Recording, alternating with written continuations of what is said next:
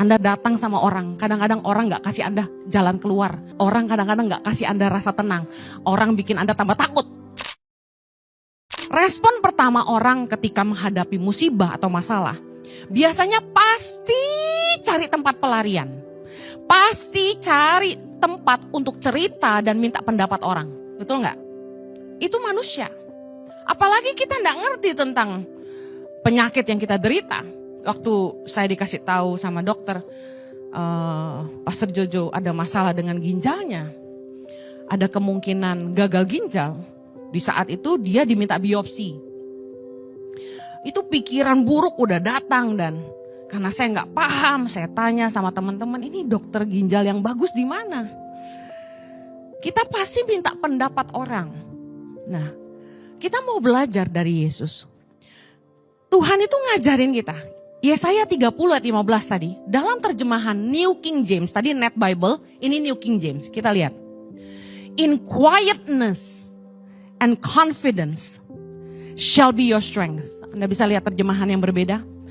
Tadi in calm, sekarang in quietness, di dalam kesunyian dan kepercayaan shall be your strength, akan jadi kekuatanmu. Nah, saat menghadapi masalah, ini yang paling penting. Pergilah ke tempat sunyi. Bicara tentang tempat sunyi, saya pernah khotbah ini. Kita belajar seperti Yesus. Yesus sepanjang hidupnya selalu pergi ke tempat sunyi. Dia selalu menyingkir ke tempat sunyi. Dia selalu pergi ke bukit untuk berdoa. Sendirian dengan Tuhan. Waktu Yesus ketakutan menghadapi hari penyalipan. Dia tahu dia akan diserahkan. Dia akan ditangkap. Dia akan disalibkan. Apa yang Yesus lakukan? Yesus tidak cari orang yang bisa nolong dia. Yesus ke Taman Getsemani untuk berdoa. Dia pergi ke tempat sunyi. Artinya apa? Saat menghadapi badai kehidupan, yang pertama kita harus tenang, yang kedua pergi ke tempat sunyi. Doa, ngandalin hikmat dari Tuhan. Banyak orang komentar di Instagram saya, Bu, logika juga jangan dipakai, jangan lupa kita punya logika juga dari Tuhan. Jangan doa-doa mulu. Saya kasih tahu. Orang yang beriman gak akan ngomong gitu. Orang yang beriman percaya, usaha manusia gak bisa melampaui kuasa Allah. Tuhan itu sanggup bekerja melampaui akal pemikiran kita dan melampaui keterbatasan kita. Kita ini bisa apa? Tuhan yang sanggup bekerja. Kalau Anda punya iman, apapun masalahmu, nomor satu kamu percaya Tuhan. Doa harus satu-satunya jalan yang kamu ambil sebelum apapun. Karena orang yang beriman percaya, masalah apapun, kalau Tuhan ikut serta, aku pasti menang. Amin. Saya ini manusia yang sangat logika. Kalau perempuan rada perasa, saya perasa dan logika. Saya logik banget, saya pikir baik-baik. Orang gak gampang ngasih tahu saya apa-apa karena saya pikirin. Tapi orang selogik saya akhirnya bertekuk lutut dan mengaku. Cuma kuasa Tuhan yang mampu. Amen. Saya cari tahu. Pak Jojo ini bisa kena gagal ginjal karena apa? Karena story-nya gak pernah ada apa-apa. Sehat-sehat aja. Karena kami rajin medical check up. Dia baik-baik saja. Berbagai kemungkinan bisa jadi. Katanya salah satu penyebab orang itu punya masalah di ginjalnya.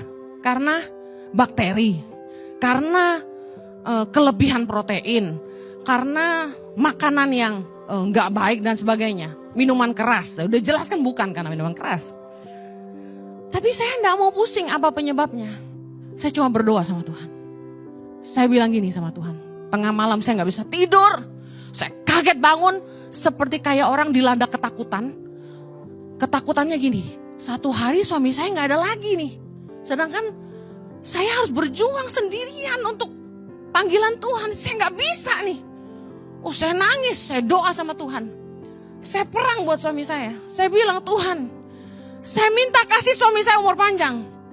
Jangan ambil Jojo. Kasih dia sembuh Tuhan. Aku percaya aku lihat mujizat. Aku gak mau percaya apa kata orang. Aku cuma percaya suamiku sembuh. Anda harus tahu, saya ini gak ngerti medis sama sekali.